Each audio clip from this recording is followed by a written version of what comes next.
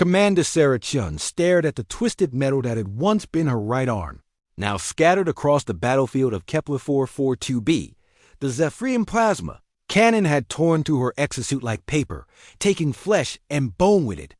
Around her, the smoking ruins of humanity's first colony ship painted a grim picture against the alien sky. The Zephyrians had been waiting. 3 years of seemingly peaceful first contact, trade negotiations, and cultural exchange, all a ruse. When humanity's colonists had finally arrived at what they believed would be their new home, the insectoid aliens had revealed their true nature. They wanted the planet's rare crystalline deposits for themselves, and they had decided that eliminating the human threat was simpler than sharing. Sarah's squad had been wiped out in the ambush. She was the sole survivor, crawling through the wreckage with one arm while alien patrols hunted for stragglers. The pain was excruciating, but she had survived worse. The daughter of a Detroit auto worker and an MIT robotics professor, Sarah, had grown up surrounded by both blue-collar determination and cutting-edge technology. 3 days later, she dragged herself into the colony ship's mostly intact engineering bay. The medical nanobots had sealed her wound, preventing infection, but couldn't regrow what was lost. Sarah laughed bitterly as she surveyed the scattered components around her. The Zephyrians had missed something crucial in their intelligence gathering. They had never encountered human stubbornness combined with human ingenuity. Working with her left hand in her teeth, Sarah began to cannibalize the ship's systems.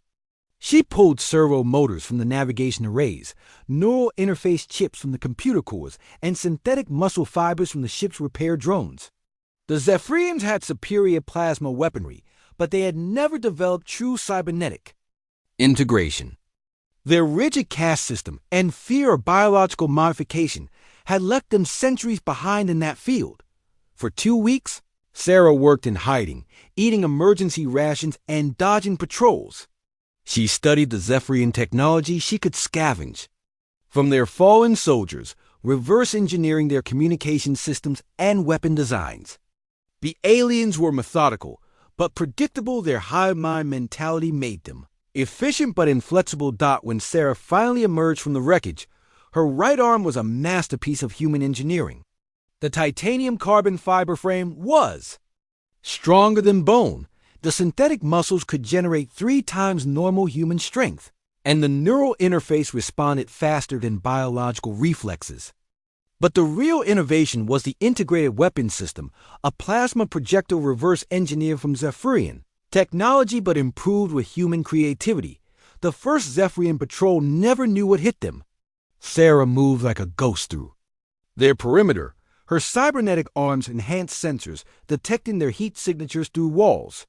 She struck with surgical precision, using their own weapons against them with devastating efficiency. News of a lone human survivor spread through the Zephyrian ranks like wildfire. Their commanders dismissed it as impossible. One injured human could not threaten their entire occupation force. They had never encountered the concept of a one-person insurgency powered by righteous fury and advanced CYBERNETICS. Sarah proved them wrong, one facility at a time. She sabotaged their mining operations, turned their own automated defenses against them, and gradually built a network of disruption that paralyzed their activities. Her cybernetic arm evolved with each encounter: new weapons, better sensors, adaptive camouflage systems that she crafted from salvaged materials. The breakthrough came when she infiltrated their central command facility, the Zephyrians' hive mind communication system, so efficient for coordination, became their greatest vulnerability when Sarah hacked into it. Her cybernetic interface, originally designed for controlling mechanical systems, adapted to alien neural networks with terrifying effectiveness. Within hours, she had turned their own workers against their military caste. The rigid hierarchy that had made them powerful crumbled when she introduced chaos into their perfectly ordered system. Zephyrian fought Zephyrian as Sarah's viral code spread through their network, convincing different factions that the others were traitors. Alien commanders finally realized the truth too late. This wasn't just human technology. It was human adaptability weaponized. Where they saw only loss and disability, humans saw opportunity for improvement. Where they accepted limitations, humans pushed boundaries. Standing in the ruins of the Zephyrian Command Center, Sarah activated the colony ship's communication array. Her message reached Earth 6 months later, carried by quantum entanglement transmitters the aliens had never suspected existed. Colony Alpha 7 to Earth Command. Hostile occupation forces eliminated. Planet secure for human settlement. Recommend immediate deployment of engineering teams.